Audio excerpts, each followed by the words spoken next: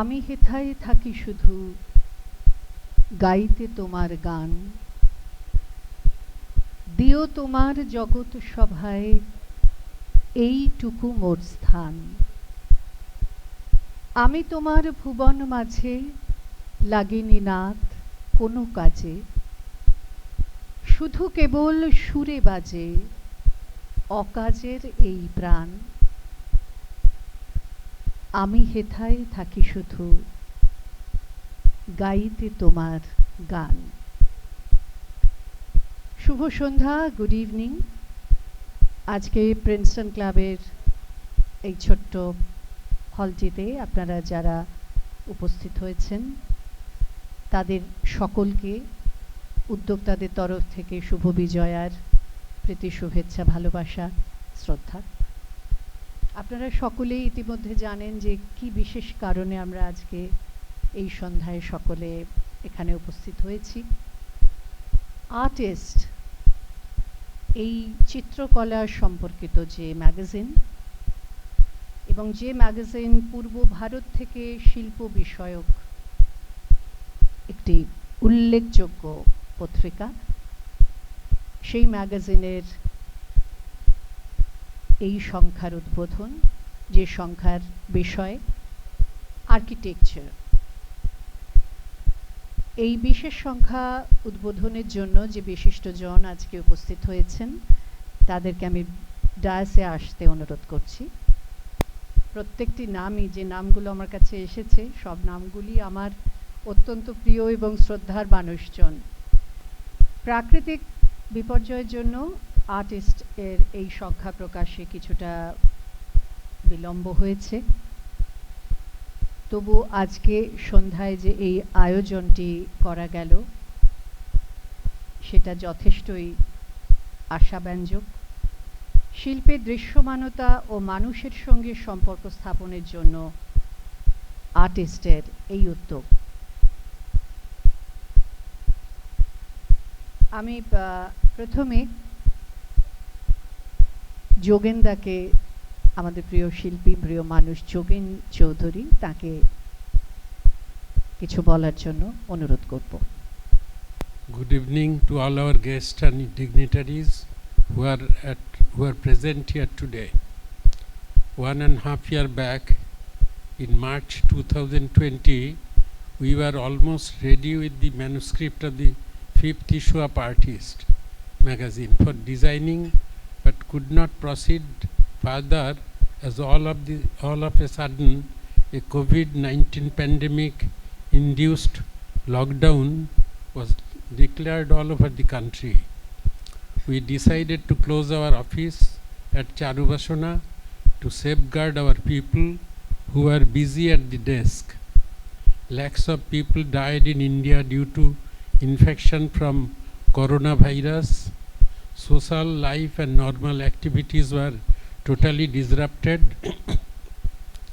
However, by the end of December 2020, the situation became somewhat normalized. With much hope, we restarted our activities from January 2021.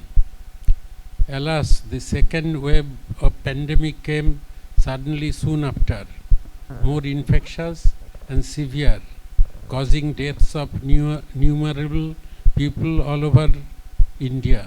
Once again, before we could hardly make any progress of our publication, we had to again close our office in May 2021 for an indefinite period until the situation improved. Finally, we could go to the press during the beginning of this year to get the magazine printed and were waiting for its release. The present issue of the magazine is dedicated to architecture. Architecture serves a dual purpose in our lives. It serves our need to design proper habitation, and at the same time it helps us to create visually beautiful structures. But as we know, we have not yet been able to appreciate a building and architecture as a form of beauty, a form of art. In fact, we build structures in an open space that interferes with our natural environment. We need to be extremely cautious so that it does not disturb the existing beauty of the location. Rather, it is expected that the built structure with its form and matching color scheme need to enhance the visual beauty of the place. Primarily, the problem is that public taste in our society has not yet developed enough. Having said that, I must also mention that there are good architects and bad architects. In fact, most of our city planners and architects are mediocre. Even our students do not get any chance to be educated at the school level about architecture, design or town planning like their counterparts in Japan or other developed countries of the world. Let us talk about our architectural institutions in India. The only well-known architectural institution is the School of Architecture at Ahmedabad. IITs of different states in India also teach architecture and town planning. In West Bengal, we have an architectural course in Jadavpur University and Shivpur Engineering College. But these courses emphasize upon engineering aspects of building and construction rather than on the aesthetics of architecture. There is a great tradition of architecture throughout the world, whether in Egypt, Assyria, Greece, Europe, India, Japan or South America. Now modern architecture has come up in every part of the world and has excelled in their aesthetic beauty of form and structure. For this issue, we have received large number of articles dealing with traditional as well as contemporary architecture of India and other countries, and they provide information about how architecture played a crucial role in our socio-cultural lives. In this fifth issue, we also have our regular feature called Goal Table, a roundtable discussion on architecture with the participation of eminent architects like Abin Chaudhuri and other renowned artists and designer of Kolkata.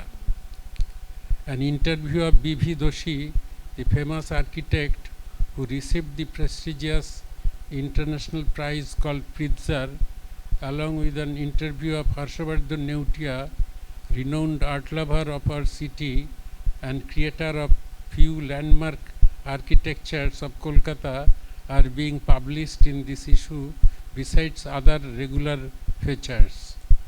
It is regrettable that we could not publish all the articles we received for this issue due to shortage of space, as we have already exceeded more than 240 pages. We hope to be excused for the same. At the end, I extend my sincere thanks to the writers and contributors of articles for this issue made on architecture. It is our motto that each issue will deal with a particular subject related to creative art so that it will have a permanent academic value. Finally, I thank all our editorial staff for their sincere cooperation and hard work during this difficult time and wish everyone a corona pandemic free world. Thank you all once again. Namaskar. সর্বভারতীয় এবং আন্তর্জাতিক যোগ স্থাপনের জন্য এই artist পত্রিকাটি ভাষা হিসেবে ইংরেজিতে প্রকাশ করা হয়েছে। বাংলা ভাষাতেও শিল্প বিষয়ক একটি পত্রিকা শীঘ্রই প্রকাশ করা হবে। এরপরে বিশিষ্ট অতিথিদের পুষ্পস্তবক এবং উত্তরীয় দিয়ে সম্বোধিত করা হবে।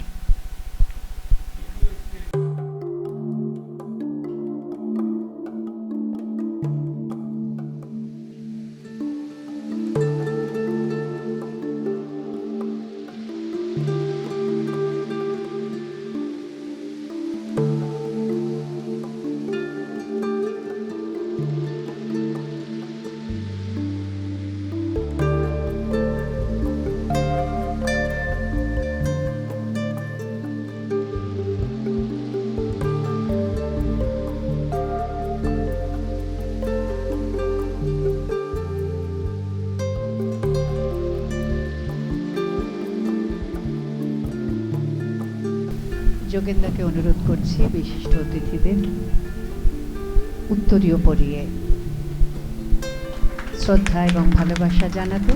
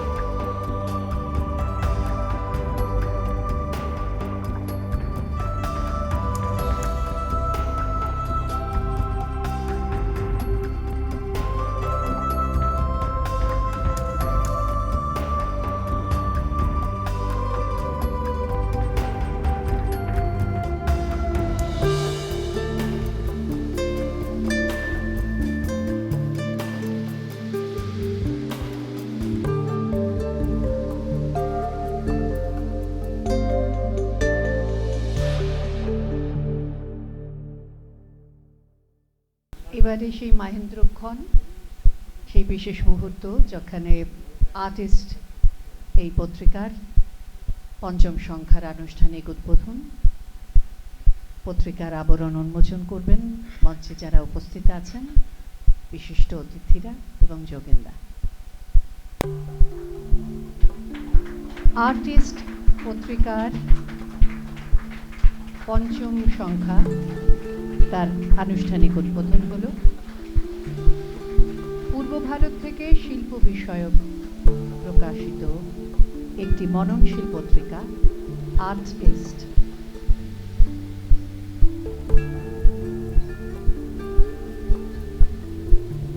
মঞ্চে বিশিষ্টজন উপস্থিত আছেন, আমরা প্রত্যেকের কাছ থেকে কিছু কিছু কথা শুনে নিতে চাই।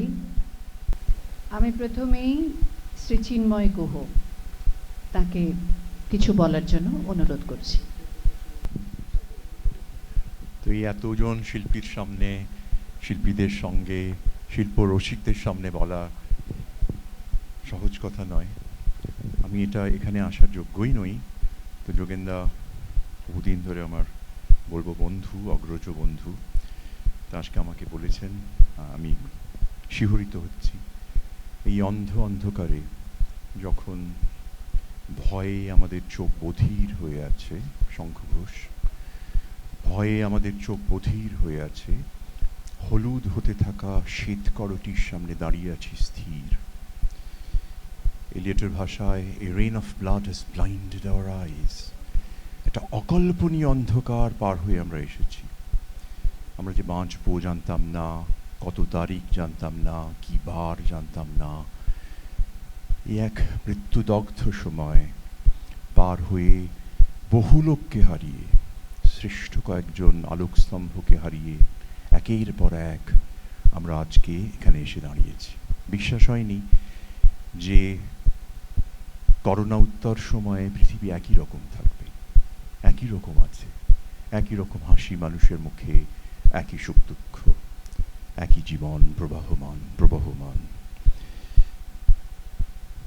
সেটা সহজ কথা নয়। যে সময়টা আমরা পেরিয়েছি তা কি আমাদের নতুন করে জীবনের সামনে স্থাপিত করল? দুঃখ যদি না পাবে তো দুঃখ তোমার ঘুচবে কবে? এত বড় দুঃখ মানব জাতির প্রাপ্য ছিল প্রকৃতি থেকে সরে আসার শাস্তি।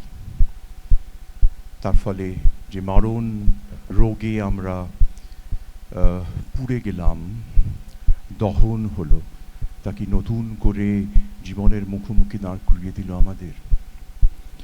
এই মরুভূমির মধ্যে চারপাশে কি হচ্ছে আপনারা দেখছেন। এই ম্যাকাবার ডান্স, তার মাঝখানে এই আর্টিস্টের মতো কাগজ, ওই রকম কাগজ এত সুন্দর করে সম্পাদিত, সুমুদ্রিত, ছবিগুলো এত সুন্দর করে উপস্থাপিত, যাতে সোনার কাঠি দিয়ে প্রাণ জাগিয়ে তুলেছেন যোগেন চৌধুরী মতো মানুষ, তা হয়তো আমাদের একটা অস্ত্র, সুন্দরের অস্ত্র।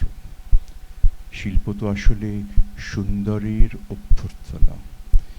আর্কিটেকচারের কথা বলছিলেন, এত অশোভন অসুন্দর এই শহর এখন, স্বীকার না করে কোনো উপায় নেই। It's assault on the sensibility.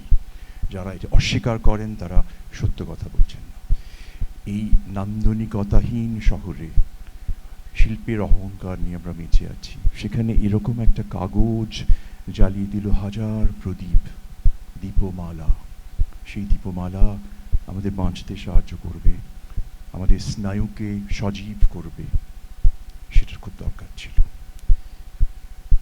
Bless সান্দ্রার বিখ্যাত কবি, যিনি নতুন ভাষা খুঁজে পেয়েছিলেন ফরাসি দেশে, তার একটা বাক্য আছে, écrire c'est brûler vif, c'est aussi renaître de ses cendres.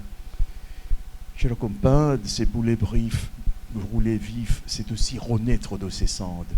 ছবি আঁকা মানে পুড়ে যাওয়া, ছাইয়ের ভেতর থেকে উঠে দাঁড়ানো।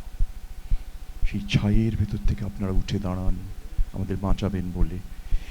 শিল্প জীবন থেকে বিচ্ছিন্ন কিছু নয়, শিল্প জীবনের মধ্যে প্রথিত। শিল্প এবং জীবন এক বান বেঁধার বিন্দুতে মিশেছে, তার থেকে রক্ত চুঁয়ে পড়ছে। স্থাপত্য এবং চিত্রকলা এক হয়ে গেল। সেরকম আজ আমরা জানি চিত্রকলা কখনো সঙ্গীত হয়ে ওঠে, কখনো স্থাপত্য, কখনো দর্শন। কাজেই এই অন্ধকারে এটা আমাদের প্রতিরোধ, বাঁচবার জন্যে সুন্দরের কাছে নতজানু হওয়া। এইটুকু বলি, ব্যাস আজকে এইটুকুই। অনেক শুভেচ্ছা এই আর্টিস্ট সম্পাদক মণ্ডলীকে এবং আপনাদের, এবং যারা মঞ্চে বসে আছেন এত বড় বড় শিল্পী, একদম গণেশ দা থেকে শুরু করে যোগেন দা এবং অন্যরা, সকলকে শুভেচ্ছা জানিয়ে বলা শেষ করলাম। আমরা শ্রী চিন্ময় গুহর কথা শুনলাম। এবার আমি অনুরোধ করব শ্রীমতী রিচা আগরওয়াল, তিনি যদি কিছু বলেন আমাদের। I'm really very humbled to be sharing this dais with so many important and special people who've made so much of difference in the art and cultural facilities, scenario and capabilities of this part of our country. It is indeed very special for us to be here today to launch the 5th edition of the ArtEast. This year has been special in its own way after 2 years of complete hiatus. While on the one hand we are celebrating 75th year of our independence, we are also celebrating our freedom to be able to enjoy what we believe in and to understand that art and culture is what is actually something which has no boundaries whatsoever, socio-economical, political, nothing. So I feel that we are very honored to be doing what we are doing, and we should just continue all the good work. Thank you so much, Jogenda, for inviting me to be here today. It is very special. Thank you. ধন্যবাদ রিচা আগরওয়ালকে। এরপরে বক্তব্য রাখবেন অসীম raise. এমন একটি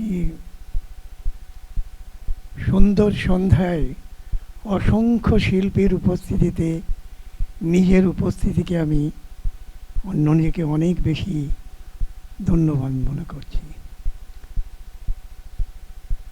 শিল্পের জগৎ অনেক বড়, এবং সেই বড় জগতে আমার মনে হয় না কোনো প্যান্ডেমিকেও থেমে থাকবে, কোনো কিছুতেই থেকে থাকে না।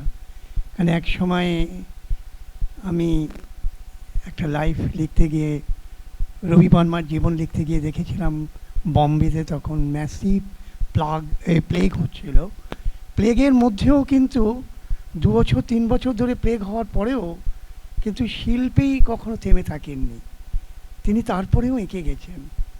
আসলে শিল্পের তাগিদটা এত বড়, সেখানে মৃত্যু তার কাছে কিছু নয়, সে মৃত্যুকে অতিক্রম করে। শিল্পের ভাষার মধ্যে দিয়ে সেই জন্মের আর একটা নতুন জন্ম সৃষ্টি করে। স্বভাবতই মৃত্যু আমার মনে হয় না যে প্যান্ডেমিক কোনো সময় কোনো শিল্পীকে আটকে রাখতে পেরেছিল। শিল্পীরা বরং অনেক সময় পেয়েছিলেন কাজ করার। আমি অনেককে জিজ্ঞেস করেছি, তারা বলেছিলেন এই সময় অনেক কাজ করেছি। তাদের কাছে প্যান্ডেমিকের এই যে ভয়াবহতা কিছুই নয়, কারণ তারা যে জগৎ সৃষ্টি করেন সেটা এই জগৎ থেকে গ্রহণ করলো অন্য একটা জগৎ তৈরি করেন। তাদের ভাষার মধ্যে দিয়ে আর একটা পৃথিবী তৈরি হয়। শিল্পের ভাষা সম্পূর্ণ আলাদা এবং সেই ভাষা মানুষের বাস্তব জীবন থেকে, সমাজ থেকে, পরিবেশ থেকে নিলেও সেই ভাষার রূপান্তর ঘটে এবং সে ভাষা অ্যাকচুয়ালি প্রতীকী হয়ে যায়। কারণ আসলে শিল্প হচ্ছে নিজেকে খোঁজা, নিজেকে সার্চ করা, আত্মখনন করে তার উপাদান বের করে নিয়ে আসা।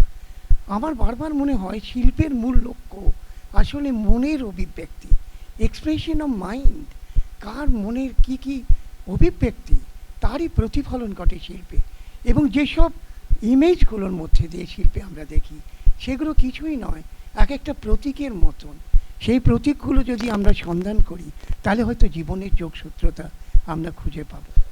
এবং আমি দেখেছি এই শিল্পের ভাষা সবার কাছে পৌঁছে দেওয়ার জন্যে যারা সবচেয়ে আগে কলকাতা শহরে এগিয়ে এসেছেন তাদের মধ্যে সবচেয়ে বড় ভূমিকা নিয়েছেন আমাদের প্রসিদ্ধ যশা খ্যাতনাম মানা শিল্পী যোগেন চৌধুরী মশাই, যিনি এই শিল্প শিক্ষাকে, শিল্প চর্চাকে সবার মধ্যে পৌঁছে দেওয়ার জন্য উনি বরাবর একটা আগ্রহ প্রকাশ করেছেন। আমার সঙ্গে যতবারই দেখা হয়েছে উনি ততবারই এ কথা আমাকে বলেছেন যে এই শিল্পের কথা কিন্তু আমাদের পৌঁছে দিতে হবে, শিল্পের ভাষা যাকে লোকে বুঝে উঠতে পারে। অনেক সময় আমি দেখেছি যে আধুনিক শিল্পীদের ভাষা অনেক সময় বিমূর্ত হয়ে যায়। অনেকে আমাকে প্রশ্ন করে যে এই বিমূর্ত শিল্প তো আমরা বুঝতে পারি না।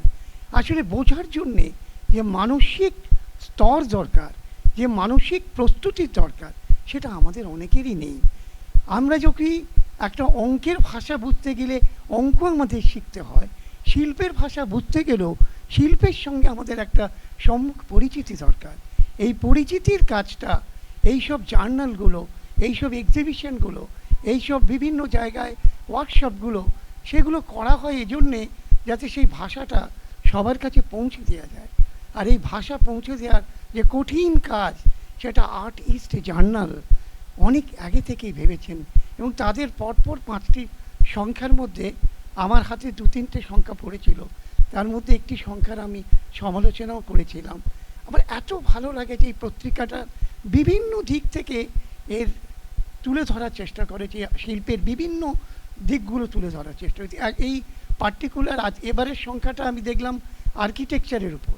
খুব ভালো হয়েছে এই জন্যে যে ভারতবর্ষে চিত্রকলা নিয়ে যতটা চর্চা হয়, এমনকি ইদানিং ভাস্কর্য নিয়েও যত হয়, আর্কিটেকচার নিয়ে তত চর্চা হয় না। আমি নিজে সৌভাগ্যক্রমে বিশ্ববিদ্যালয়ে আর্কিটেকচার পড়ার একটু সুযোগ পেয়েছিলাম কলকাতা বিশ্ববিদ্যালয়ে।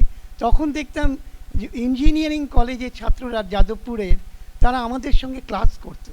আমি জিজ্ঞেস করেছিলাম এরা আমাদের সঙ্গে কাজ করে, তখন বলেছিল যে এদের যে এস্থেটিক দিকটা, নন্দনতত্ত্বের যে দিকটা এদের বোঝার দরকার আছে। আর্কিটেকচার শুধুমাত্র সিভিল ইঞ্জিনিয়ারিং নয়, এর একটা নান্দনিক দিক আছে। সেই নান্দনিক দিকের জন্যে তাদের একটা সম্মুখ শিল্পের পরিচিতি দরকার। এটা আমি আরও ভালোভাবে উপলব্ধি করি যখন আধুনিক শিল্প নিয়ে আমি কিছুদিন চর্চা করেছি। তাতে দেখি যে আমি আর্কিটেকচার কিন্তু অনেক সময় চিত্রকলা দিয়ে প্রভাবিত হয়েছে। আমি একটা অসাধারণ এক্সাম্পল দেখেছি, মানে সেটা হচ্ছে যে আপনার এর ছবির মধ্যে দিয়ে, মন্ড্রিয়ানের মধ্যে দিয়ে, পিট মন্ড্রিয়ানের ছবিগুলো সব জিওমেট্রিক্যাল, হ্যাঁ, হরাইজন্টাল অ্যান্ড ভার্টিক্যাল, এবং সমস্ত ছবি কালার্ড স্কোয়ারস অ্যান্ড ভার্টিক্যালস। তো এইগুলো পরে আধুনিক আর্কিটেকচারের ক্ষেত্রে গভীরভাবে প্রভাবিত করে এবং পার্টিকুলারলি লা কর্বুশিয়ারকে এটা প্রভাবিত করেছিল। কর্বুশিয়ার জগৎ বিখ্যাত আর্কিটেক্ট, আমার যতদূর জানা আছে যে চণ্ডীগড় শহর তারই নির্মাণ করা। আর্কিটেকচার সম্পর্কে আমাদের অনীহার কারণ হলো আমরা আর্কিটেকচারকে যে একটা শিল্পের একটা অংশ এবং এস্থেটিক্স বা নান্দনিক একটা দিক আছে, সেটা আমরা কখনো ভাবি না। আমরা আমাদের মতন করে ঘরবাড়ি বানিয়ে নিই, সেটা যতই খারাপ দেখাক না কেন, শিল্পের দিকটা আমরা কখনো চিন্তা করি না। হয়তো আমাদের কাছে একটা প্রশ্ন থেকে যাবে যে এই এস্থেটিক্সের দিকটা বা নন্দনতত্ত্বের দিকটা দেখার জন্যে আমাদের অনেক অর্থের প্রয়োজন। নিশ্চয়ই নয়, কারণ অনেক ছোট ছোট কুঁড়ে ঘরের মধ্যেও আমরা দেখেছি অনেক ট্রাইবাল এরিয়াতে যে সেই বাড়িগুলোর মধ্যে একটা সৌন্দর্য আছে। এই এস্থেটিক্সের যে ব্যাপারটা, সেইটাকে তুলে ধরার দরকার আছে। একটা অসাধারণ কাজ করেছেন আর্ট ইস্ট ম্যাগাজিনটা, যে আর্কিটেকচারের উপর একটা মানে সংখ্যা করেছেন, এবং নিঃসন্দেহে এই সংখ্যাটা বহু লোকের কাছে পৌঁছবে এবং আমাদের যে নান্দনিক ভাবনার অন্তত কিছুটা খোরাক জোগাবে। আমার মনে হয় যে এর জন্যে সবচেয়ে বেশি মানে ধন্যবাদ পাওয়া উচিত আর্টিস্টের সম্পাদক মশাই যোগেনবাবু নিজে, এবং তার সঙ্গে তাপসবাবু রয়েছেন এবং তার অ্যাসোসিয়েটসরা রয়েছেন। তারা যে এত যত্ন করে পত্রিকাটা করেন, ছাপান, আমার কাছে খুব বিস্ময় লাগে যে এইরকম পত্রিকা কলকাতা থেকে বেরোচ্ছে। আমি ওনাদেরকে বলেছিলাম যে আপনি একটা বাংলায় জার্নাল করুন, কারণ বেশিরভাগ লোক বাংলাতেও পড়তে পারবে। তখন উনি বলেছিলেন নিশ্চয়ই আমরা একটা চেষ্টা করব। তবে আমার খুব ভালো লাগছে যে এতজন আর্টিস্টের মধ্যে আমি আসতে পেরে অন্তত আমার কিছু ভাবনা আপনাদের সঙ্গে শেয়ার করতে পারলাম। ধন্যবাদ। ধন্যবাদ শ্রী অসীম রেজকে। আসলে শিল্পের মধ্যে দিয়ে, শিল্প চর্চার মধ্যে দিয়ে আমরা সত্যিই তো নিজেদেরই খুঁজি, আর এই খোঁজার কোনো শেষ নেই। তোমায় খোঁজা শেষ হবে না মোর, যবে আমার জনম হবে ভোর, চলে যাব নবজীবন লোকে, নূতন দেখা জাগবে আমার চোখে, নবীন হয়ে নূতন সে আলোকে, পড়ব তব নবমিলন ডোর, তোমায় খোঁজা শেষ হবে না মোর। এই খোঁজাটা নিরন্তর চলে বলেই একটি ধানের ওপর একটি শিশির বিন্দুর সৌন্দর্য আমাদের নজর কেড়ে নেয়, আমাদের মন কেড়ে নেয়। যার কথা এখন আমরা শুনবো আমাদের অত্যন্ত প্রিয় শ্রী গণেশ হালই, তাকে কিছু বলার জন্য অনুরোধ করছি।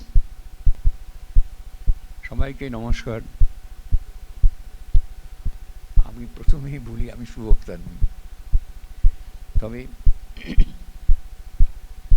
আর্টিস্ট বলে যে পত্রিকাটা বেরোয় আজকে হচ্ছে, এটা বারবার কয়েকটা সংখ্যা বেরিয়েছে, অপূর্ব সংখ্যা।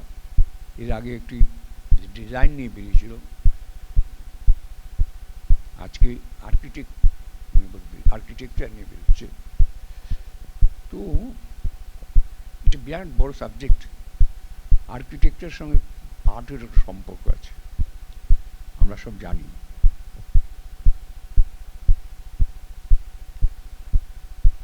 আমাদের এখানে গ্রামে গঞ্জে যে বাড়ি হতো, খড়ের হতো কিংবা টালির হতো। গ্রাম বলতে কিন্তু সেরকম গ্রাম দেখতেই ভালো লাগে।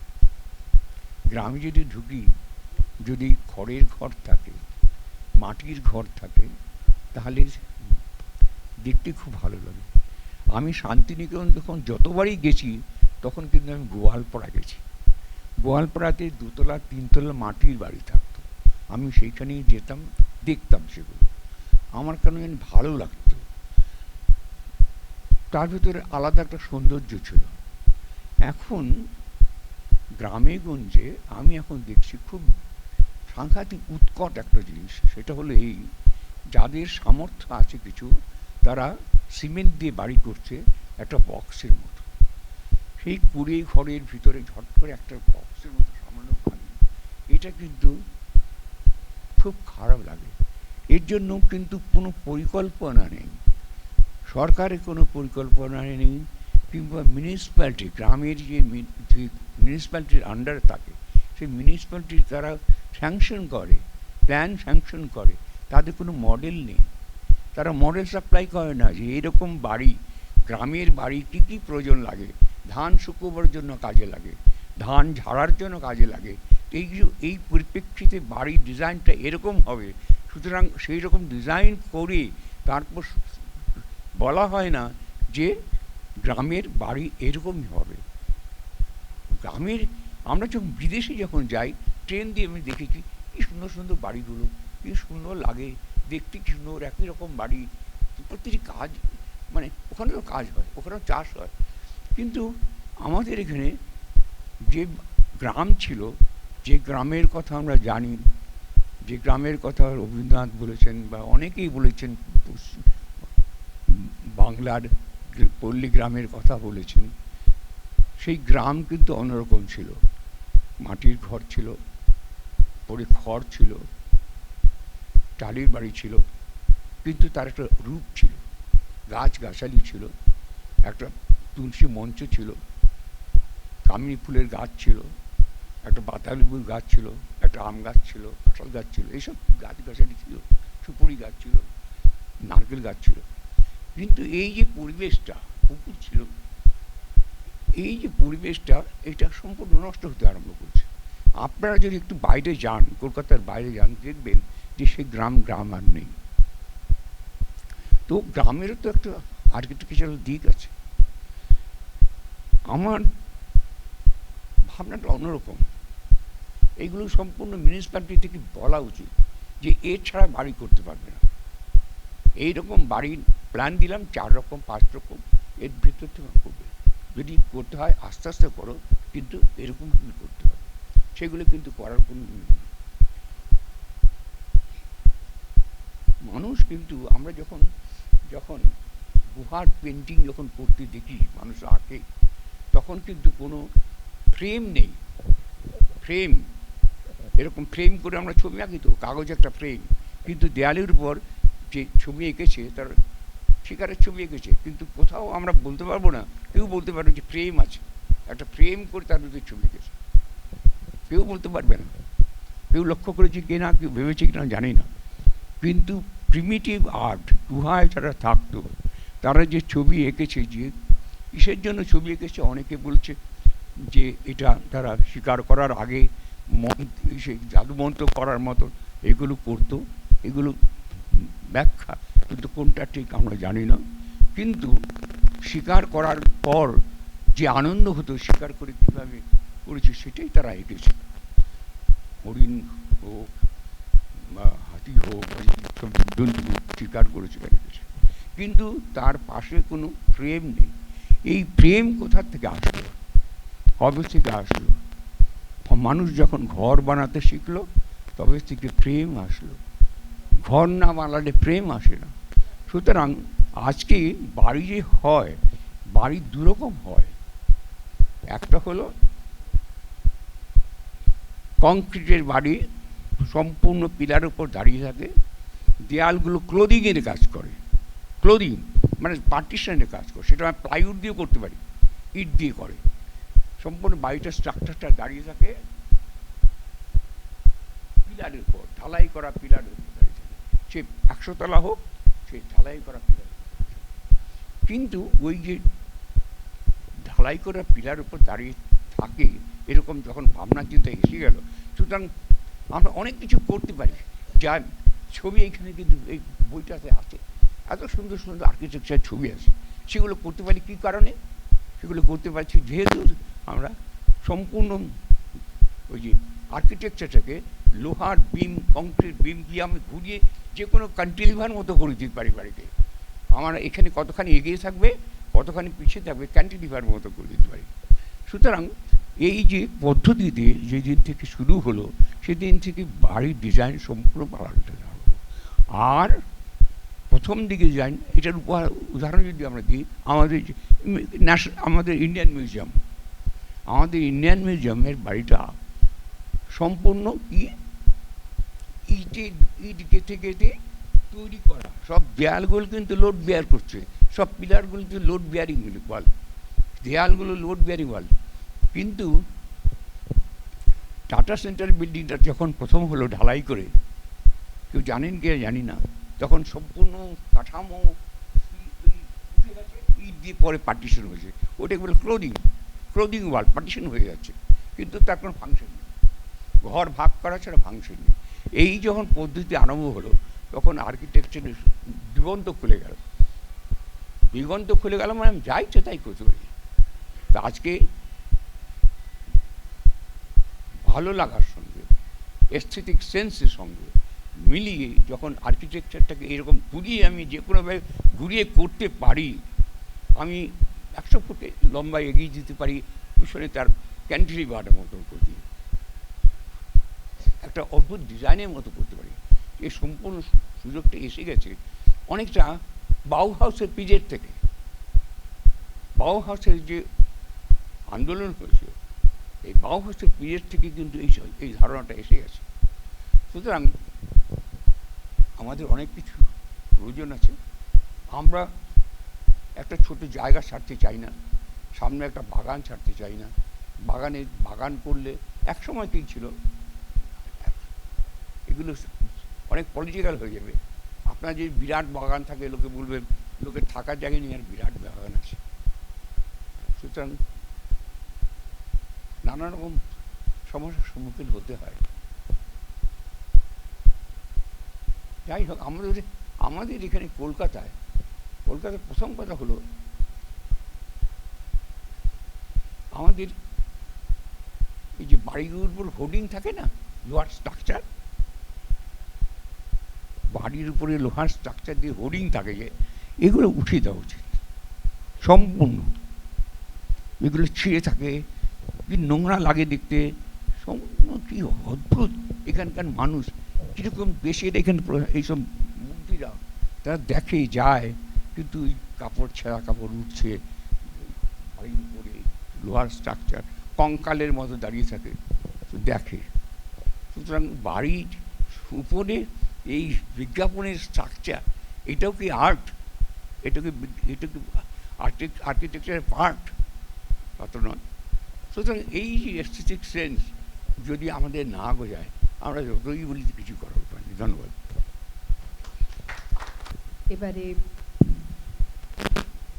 বক্তব্য রাখবেন পার্থপ্রতিম দেব, শ্রী পার্থপ্রতিম দেব। জানি না আমার কথাবার্তাটা আপনাদের মনোভূত হবে কিনা, কিন্তু আর্কিটেকচার নিয়ে যখন কথা হচ্ছে, একটা শহরের শ্রীবৃদ্ধি হয় তার আর্কিটেকচার নিয়ে। এবং আমাদের যোগেনবাবু বললেন যে কলকাতার আর্কিটেকচার এখন এইগুলো বিচার করার জন্য আমি একটু অন্যভাবে দেখতে, মানে আমি মনে করি অন্যভাবে। কলকাতার যদি শ্রীবৃদ্ধি বা পতন দুটোই একসঙ্গে আমরা মিলিয়ে দেখি, সেটা শুরু হয়েছে কিন্তু 1905 সালে বঙ্গভঙ্গ, 1911 সালে ব্রিটিশরা এখান থেকে রাজধানী স্থানান্তরিত করেন দিল্লিতে, 1941 সালে রবীন্দ্রনাথের মৃত্যু, এবং 1947 সালে স্বাধীনতা। এই স্বাধীনতাটা আমাদের বিশেষ করে পশ্চিমবাংলার উপর একটা দারুণ, মানে দারুণ বলুন, একটা নিদারুণ ব্যাপার ঘটল। যে উদ্দেশ্য নিয়ে দেশটা ভাগ হলো, সেই উদ্দেশ্য সার্থক হয়েছে কিনা সেটাও একটা দেখা। দলে দলে লোক এখানে রিফিউজি হয়ে এলো। যে সময়টা, ওই সময় যারা শাসন প্রণালীতে ছিলেন, তারা এই জিনিসটা ভাবতেই পারেনি যে এইরকম একটা অঘটন ঘটতে পারে, একটা বিস্ফোরণ ঘটতে পারে। সেই বিস্ফোরণের রেওয়াজ 1947, আজকে 75 বছর হয়ে গেল স্বাধীনতার। সেই বিস্ফোরণ থেকে আমরা কিন্তু এখনও বাঁচতে পারলাম না। এখনও ওই রিফিউজি কালচার, রিফিউজি, এই জিনিসটাকে আমরা মূলধন করি যে কোনোভাবেই। এবং এর ফলে হলো কি, কলকাতার যে শ্রীবৃদ্ধিটা ছিল, সেই শ্রীবৃদ্ধি আর হলো না। এখন পাড়ায় পাড়ায় কলোনি, এবং কলোনিগুলো নামকরণ করা হয় Rabindra colony, Vidyasagar colony, Bankim colony, colony হিসেবে। একটা দেশ একটা কলোনিকে ছেড়ে চলে গেল স্বাধীন করে, আবার আমরা ঘুরে ফিরে সেটাকে একটা কলোনি তৈরি করলাম।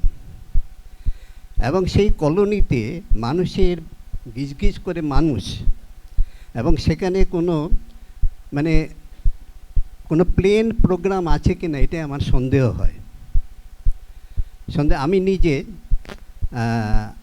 আমি একটা ফ্ল্যাট কিনেছি বাসড্রোনিতে, তো সেইখানে আমি প্রমোটারকে বললাম, আপনি কি জানালা দিয়েছেন?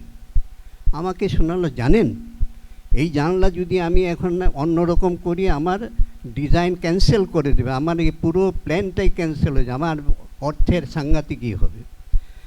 তো আমি বলে বাবা এতই রেস্ট্রিকশন, এত মানে একটু ডিজাইন এদিক সেদিক হলে খাপ করে ধরবে। তো দেখা যায় সবই হয়, সবই হয়। যেমন আমি রবীন্দ্রভারতীতে থাকতে আমাদের ফ্যাকাল্টি অফ ভিজুয়াল আর্টস তৈরি হচ্ছিল, সেটাও আরেকটা সাংঘাতিক। আমাদের পিডব্লিউ ডিপার্টমেন্টের একটা ডিজাইন ফর্মুলা আছে, ইঞ্জিনিয়ার আছেন, আর্কিটেকচার আছেন, সবাই আছেন। এটা মানে কি বলবো, দোকানের মতো লাইন করা ঘর থাকবে, সেই ওইখানে একতলা হলো তাই, দোতলা হলো তাই। তা আমি বললাম, তখন ভাগ্যিস যাদবপুর ইউনিভার্সিটি আর্কিটেকচার ডিপার্টমেন্টের এক্সপার্ট ছিলেন, তাই বললাম আপনি তো আছেন, আপনারা তো আছেন, দেখুন একটা বিল্ডিং হবে, তার যদি বাইরের দিকটা কোনো সুদৃশ্যতা না থাকে তো ভেতরে গিয়ে ছেলেমেয়েরা কী করবে? তখন বলো এটা তো ডিপার্টমেন্ট মানে গভর্নমেন্টের ডিজাইন, মানে যিনি গভর্নমেন্টে আছেন তার আর ওই ফর্মুলার চেয়ে বাইরে যেতে চান না। মানে এটা হলো, এটা আমরা আবার এই সিটিটাকে যদি আর অন্যরকম থেকে রাগ করেন, কিন্তু রিফ্রেশার কোর্স চাই। এই যে যারা ইঞ্জিনিয়ার আছেন, যারা আর্কিটেক্ট আছেন, তাদের রিফ্রেশার কোর্স চাই। আবার ইদানিংকালে আরেকটা অভিজ্ঞতা হলো, সেই এক কলোনিতে একজন একটা ফ্ল্যাট করবে, তাই আমি বললাম তুমি পারমিশন নাওনি? বলে কলোনিতে পারমিশন নিতে হয় না, মানে ডিজাইন পারমিশন নিতে হয় না। তো কী হবে, যে ওইরকম বাধা ধরা কিছু আর্কিটেক্ট আছেন, ওদের ডিজাইন ওরা জানে, কর্পোরেশন জানে, ওইখান থেকে ডিজাইন তৈরি হয়। তো এই হলো বেসিক জায়গা আমাদের, যে আমরা এই শহরটাকে কী করে উন্নতি করব, কী করে সুদৃশ্য করব। আমাদের চাওয়া পাওয়া এবং দৃষ্টিভঙ্গিটা খুব মানে উপরের দিকে যায় না, বলো একটা প্যারালাল চলছে বছরের পর বছর। তো সেখানে একটা সুদৃশ্য জিনিস তৈরি হবে এটা আমরা আশা করতে পারি না। এই আশার জন্য যে আমাদের মানে পরপর অনেক হয়, মন্ত্রিসভা হয়, হয়, প্রত্যেকেরই মন্ত্রী হলেই যে এটা দারুণ হবে তা না, তাদের দৃষ্টিভঙ্গিও চাই। এই যে 75 বছরে অনেক মন্ত্রিসভা হলো, কিন্তু দৃষ্টিভঙ্গি গিয়ে দেখবেন প্রায় একই। কাজে দৃষ্টিভঙ্গি পাল্টানোর জন্য এদেরও আমাদেরও যেমন ট্রেনিং দরকার, এদেরও ট্রেনিং দরকার। একটা মেট্রোপলিটন সিটিতে থাকতে গেলে যেসব অভ্যেস আয়ত্ত করতে হয় তাও কিন্তু দরকার। এটা এই গ্রামে গঞ্জে থাকার মতন মানসিকতা থাকলে হবে না। কাজেই একটা মেট্রোপলিটন সিটি যাকে নিয়ে আমরা বলবো আমরা গর্ব করি, রবীন্দ্রনাথের জায়গা, অমুকের জায়গা, নেতাজির জায়গা, হ্যাঁ, কিন্তু ব্যবহারের দিক দিয়ে হবে যে যত নিচের দিকে পারো। কাজে সেই সব দিক যদি না দেখি এই শহরে কোনো উন্নতি হবে না, ওই কলোনি পরিবেশই হয়েই থাকবে। তো সেটা এটা বললাম, আমার নিজে কিছু অভিজ্ঞতা হয়েছে, সেই জন্যই বললাম যেহেতু এটা আর্কিটেকচার নিয়ে, এই আর্কিটেকচার নিয়ে আমি জানি না কলকাতা শহরে সেরকম কিছু দৃষ্টান্ত হয় কিনা। একমাত্র দেখা যায় যখন প্রাইভেট যারা ইন্ডাস্ট্রিয়ালিস্ট আছেন যারা তাদের একটু দৃষ্টিভঙ্গি আছে, বড় বড় বিল্ডিং করছেন, তাদের একটু করাচ্ছেন, ওরা চেষ্টা করছেন, কিন্তু জেনারেল পাবলিকের মধ্যে কিন্তু আমাদের এই দৃষ্টিভঙ্গিটা নেই, কোনো রকমে চললেই হলো। আর আমাদের বাঙালিদের আরেকটা মুশকিল হলো 2 রুম ফ্ল্যাট। কী আছে? 2 রুম ফ্ল্যাট আছে, মানে স্বর্গটাই 2 রুম ফ্ল্যাটের মধ্যে। আমরা আমাদের স্বপ্নটাকে বাড়াতেও পারি না। এই স্বপ্ন যখন না দেখে যদি জনগণ, তাহলে এই ইয়ের থেকে, পরিবেশ থেকে আমরা উপরের দিকে উঠতে পারবো না। কাজেই অনেক কিছু বিবর্তন হয়েছে, অনেক কিছু ঘটনা ঘটেছে, স্বাধীনতা 75 বছর হয়েছে, তারপর যদি আমাদের দৃষ্টিভঙ্গি পাল্টাই তাহলে আমরা ওই তৃতীয় যাওয়ার মতন। নাহলে কলকাতা যদি আমি দেখি শিক্ষার দিক দিয়ে একটা মানে বিরাট সেন্টার হতে পারত, মেডিকেল দিক দিয়ে একটা বিরাট সেন্টার হতে পারত, মিউজিকের দিক দিয়ে বিরাট সেন্টার হতে পারত, আর্টের দিক দিয়ে বিরাট সেন্টার হতে পারত, কিন্তু আমরা সেসব তৈরি করতে পারিনি নানান কারণে। এর জন্য আমি শুধুমাত্র ওই এতদিনে মন্ত্রিসভাকে ইয়ে করি না, আমাদের মানসিকতাটাও সেইভাবে তৈরি হচ্ছে। এই মানসিকতা তৈরি না হলে, আমি ইন্ডিভিজুয়াল হয়তো কোনো স্বার্থ পেতে পারি, কিন্তু ওই স্বার্থটা ওই আমার জীবনে আমি যতদিন বেঁচে থাকবো ততদিন জনতার কোনো সুবিধে হবে না। কাজে এই জনতার সুবিধের জন্য, কলকাতা শহরের শ্রীবৃদ্ধির জন্য এই মানসিকতা যদি আমাদের মধ্যে গড়ে না ওঠে, তাহলে আমরা আর্কিটেকচার ওই একটা যেমন ম্যাগাজিন ওনারা বের করেছেন, সেই ম্যাগাজিনই পাতাতেই থাকবে, স্বপ্নের মধ্যেই থাকবে, বাস্তবে কিছু হবে কিনা আমি জানি না। ধন্যবাদ। এবারে যিনি বক্তব্য রাখবেন, প্রশান্ত তুলসিয়ান। Jogendra, thank you very much for the honor of inviting me today and sitting with such great people. Thank you very much. I just would like to say one thing, further to what Parthapratim said and Ganesh said. Our city has some of the most beautiful structures. A lot of them are dilapidating. I've been involved in a small restoration of Job Chanak's house in Barakpur. Our company sponsored one room restoration. If the government can make a project where the private sector, like Dada said, can be involved with their CSR activities to renovate one building at a time, I think this city could become a city with 100 palaces revived. I don't know how this will happen, but it could be happening. It's very easy because all big corporate houses have to do CSR activities. That means charity for a purpose. And if from the minister level people go to big houses like ITC or Tatas, I'm sure they will not say no. So that's one message I would just like to send to the government. Thank you. আজকের শেষ বক্তব্য যিনি রাখবেন, শ্রী সুশীল Mohta.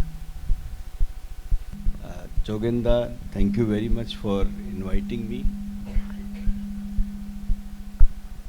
I'm not an artist, nor I have much knowledge about art, but the subject for the magazine this time, it is very close to me. Being a builder, yes, definitely can say that art and architecture are very much common. There is a lot of community between the two. Without art, architecture cannot exist. It's a form of expression of art. Architecture is nothing but a form of expression of art. And yes, the new construction, the way the rampant developments are happening, this architecture sometimes is not appropriate what it should be. As a builder, we do realize this, and what the other speakers have said, it is really important that the art should be brought into the architecture and good structures should be made. Old structures should be revived, which are beautiful. My company is doing one revival project, Statesman House, it's an old media house, renowned. It has a big legacy as a very prestigious printing house, publishing house, very famous newspaper.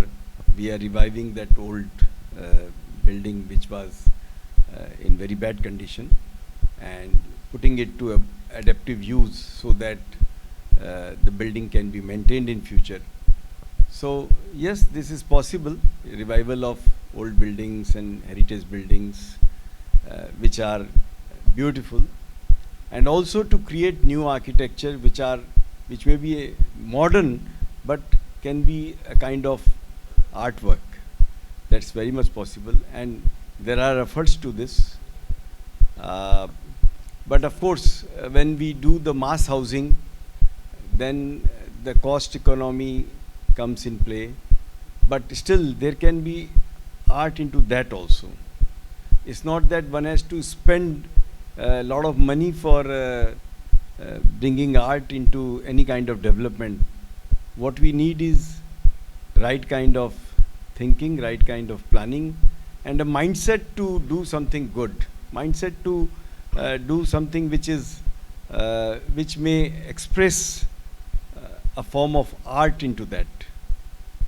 I'm not a very good speaker, but I could relate somehow whatever is being said here, and definitely I will discuss this in our community of developers, and I have a lot of contacts with architects because it's our day-to-day business, to somehow create some sensitivity amongst the builders and architects that yes, we must, when we do a project, we must think of doing this as a piece of art, just not a building. Thank you very much. ArtEast পত্রিকার পঞ্চম সকা তার উদ্বোধনের জন্য যে বিশিষ্ট অতিথিরা আজকে মঞ্চ আলো করে আছেন তাদের বক্তব্য আমরা শুনলাম। এবারে একেবারে শেষ পর্বের অনুষ্ঠান, তাপস কোনার, শ্রী তাপস কোনার, তাকে আমি অনুরোধ করছি ধন্যবাদ জ্ঞাপন করার জন্য।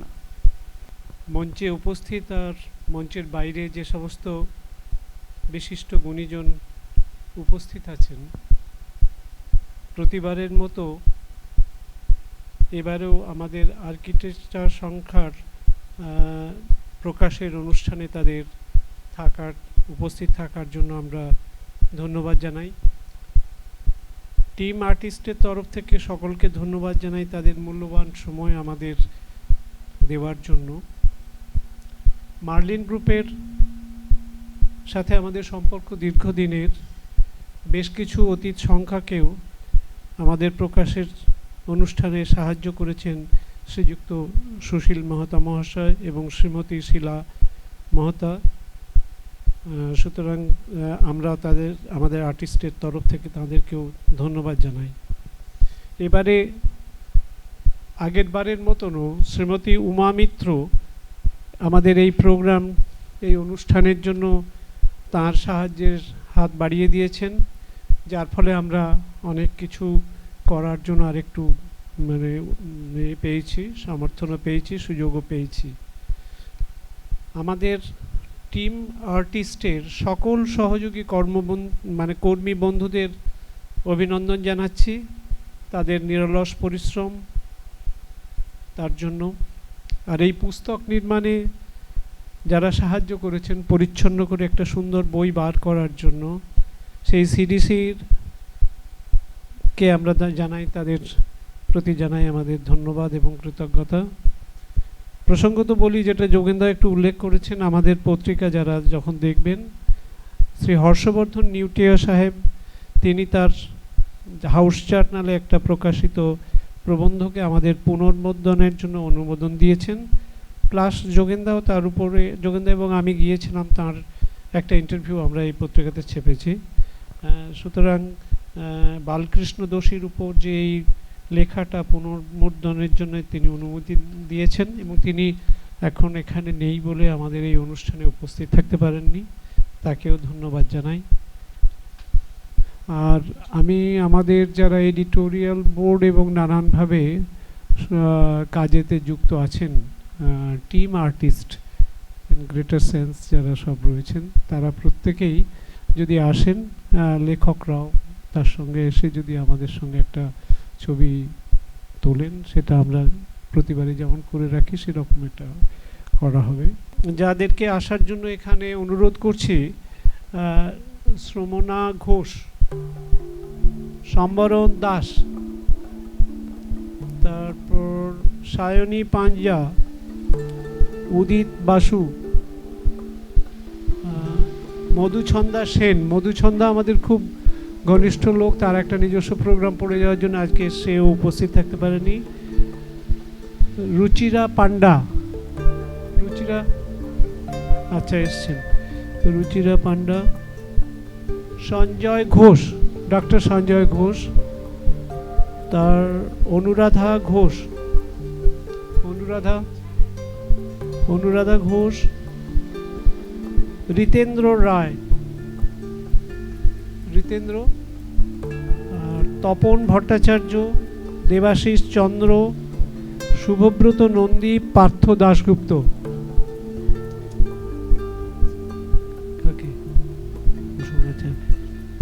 আর শুভ্রা বল চৌধুরী, সোমেন খামরুই। সোমেন কোনো কারণে আজকে বাইরে আছে, নর্থ বেঙ্গলে গেছে।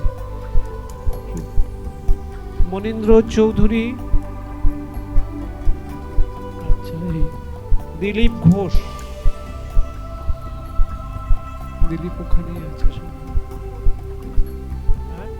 হ্যাঁ, এই সংখ্যায় আচ্ছা, লেখকদের মধ্যে যারা উপস্থিত আছেন সেটা তো একটা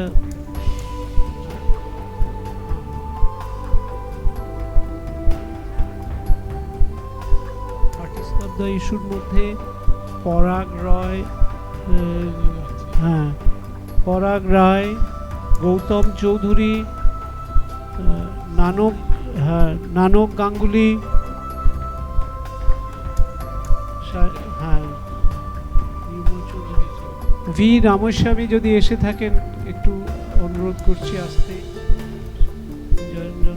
নেই এখানে। পার্থ দাশগুপ্ত লেখক, নীলাঞ্জন বন্দ্যোপাধ্যায় যদি থাকেন, জয়ব্রত তো নেই, মিলন দত্ত আসেন, সম্বরণ তো এসেছে, রাজেশ সুব্রত ঘোষ, তপন ভট্টাচার্য, তপন তো এসছে, আচ্ছা আচ্ছা, সমীন্দ্রনাথ মজুমদার আসেনি, আচ্ছা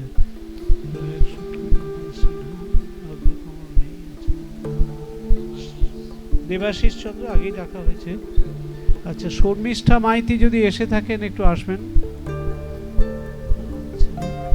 মৃণাল বাবু যদি এসে থাকেন দয়া করে আসবেন, হ্যাঁ সামনে এসছে, হার্দিক ব্রত বিশ্বাস যদি এসে থাকেন, ঋষি বড়ুয়া,